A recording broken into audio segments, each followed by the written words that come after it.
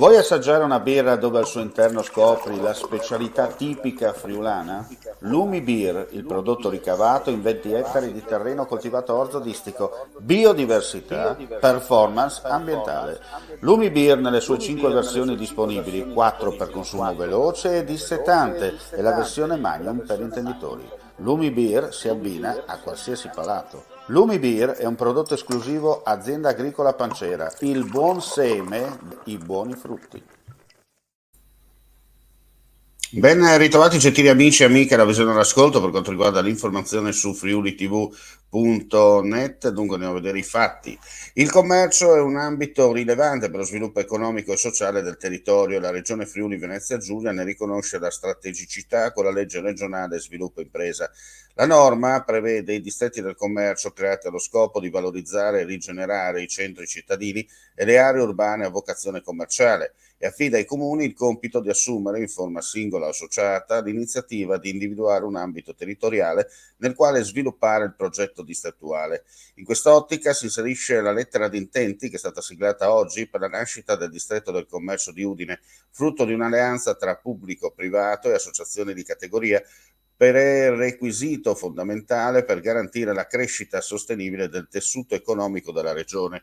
È la sintesi del messaggio dell'assessore regionale alle attività produttive Bini, intervenuto oggi in municipio Udine, alla sigla della lettera di intenti con cui l'Ateneo Udinese, il Comune, la Camera di Commercio Pordenone Udine, Confcommercio Imprese per l'Italia Udine, Confesercenti della provincia di Udine, Unione Artigiani e Piccole e Medie Imprese, Confartigianato, CNA Friuli Venezia Giulia, Federazione Provinciale Coldiretti Udine e Ditedi, Distretto delle Tecnologie Digitali, si impegnano a promuovere la costituzione del Distretto del Commercio di Udine.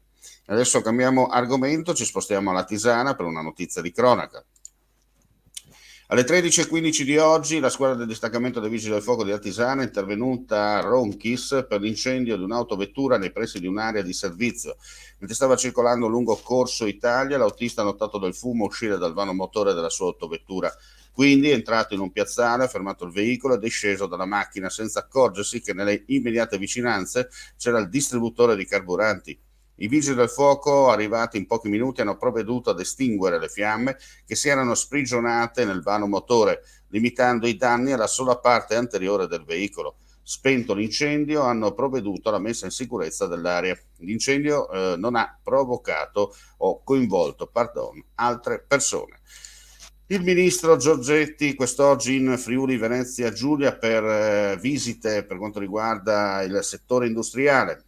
Abbiamo problemi ulteriori nei confronti con gli altri paesi, allora come Italia dobbiamo fare uno sforzo doppio rispetto a quanto fanno gli altri.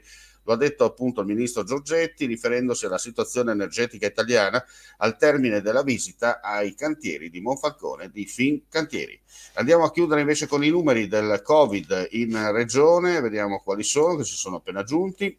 995 tamponi molecolari, 18 nuovi contagi, 601 test rapidi antigenici realizzati, 54 i casi.